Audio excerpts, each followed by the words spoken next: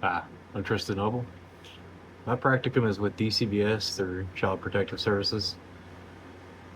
The first few weeks of my placement have been a lot more active and hitting the ground running as far as task wise and activities than my placement in 390 was, which was also in foster care, but it wasn't in an investigative capacity. This is for children moving towards permanency, so this has been a lot more proactive and taking things as they come.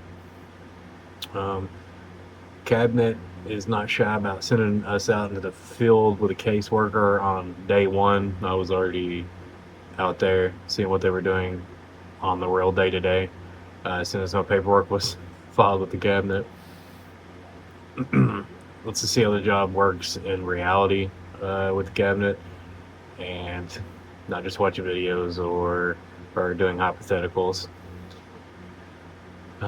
Short time I've been able to shadow the caseworker that I pretty much just chose. I was glad to see who I met, worked with well within the office and follow them as much as I could. But we've been doing a wide variety of tasks since then. We responded to medical emergencies for children that were in state custody, as well as some children in active cases. This wasn't showing up to the house as a first responder role, but showing up to the hospital, um, making sure everything was going well, checking in for the children in state custody. That takes a different role as we need to be there to sign consent forms. A client needed stitches from a fall. One of the children did. We had to be there to sign consent forms for sedation because it was near their eye. They didn't want her to be awake. We've done visits to schools on an investigative capacity to respond to allegations. Once to do a private interview with the child, and then another time was just ongoing casework, follow-ups. Easier to catch them then. I've noticed in the job there's a lot of flexibility on when you're able to try and catch people. Seems like a lot of the job is trying to work within people's schedules and see when they're available. I've been in court several times. I got to get first-hand experience on the legal process, how social workers play a role in that, and we've handled quite a few serious topics as well, very serious, responding to sexual abuse allegations, working with Kentucky State Police on that, seeing how the collaborative process between these two agencies is. For that, we've had to read the interviews with children, go out, deliver the allegations alongside KSB to the parents. I've seen most of how that is handled from start to finish for the most part.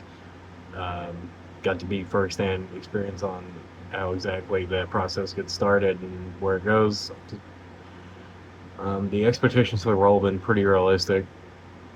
Due to my placement as a co-op and intern, I am an employee of the cabinet as a co-op student. So I'm in an official capacity can accompany my caseworker I'm shadowing wherever they go, whatever they need to do. It lets me get in there and not have any hindrance to being able to see things firsthand and get experience on how things actually operate. Professionalism in the agency, I'd call it a first line filter. If you can't maintain professionalism, you wouldn't be able to continue in the role as a CPS worker for sure, and most likely all social work. It's intertwined deeply with confidentiality because of the volume, amount, and very identifying and personal information, even HIPAA information that we deal with the entire family and family members when looking for placement with them. In the field, we're exposed to some of the worst days of people's lives, and children and individuals who are subjected to very deep neglect, abuse, often in a cyclical nature. The parents are often victims of abuse when they were children. Being able to keep a professional demeanor for the situation, being able to be neutral, not keep a bias when doing investigations, and being able to be an empathetic helping hand for those who are looking for help or the victims in the situation. It's paramount to your success in the cabinet to be able to have these traits.